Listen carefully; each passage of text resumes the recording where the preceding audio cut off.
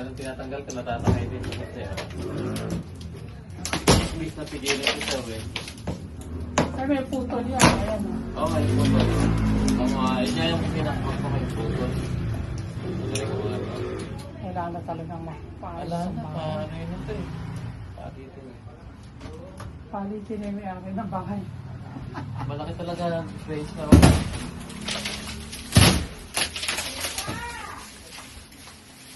Tingnan mo lahat yung pamakuha niyan. Ano.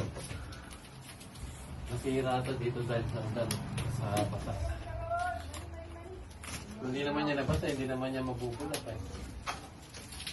Tsaka dapat dyan. Next.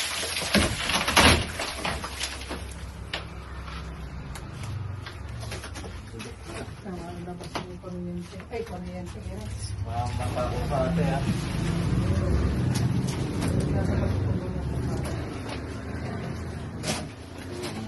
Pakita mo kay Kuya Edgar, sabihin mo, yan kama. Wala nang pagkakapitan. Kala niya maayos ngayon siya. Daw magpapalit niya rin yung mga gamit niya. Oo.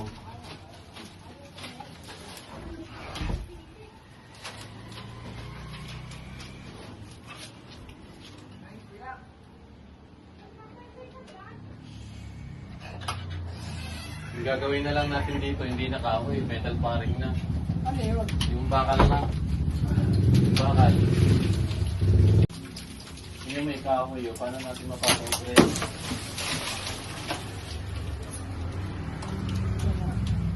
Carl. Paring. Itong area lang na to. Ito yung laging basa eh. Ano yung sabi mo? Metal ano? Dapat gano'n na pala ano? Oo, puro bakal. Kaya puro bakal yun. Kasi for life Alam mo na kung ano yun lang eh. ang kahoy sa kanya, yung pito lang, yung solid na weight na to. Metal paring na gagamitin natin dito. Kasi ito, tapat na ng, ano to, PVC eh. Saka dito lang yung tuluan eh. Diyan yung gusto ng mga, ano ng tubig eh.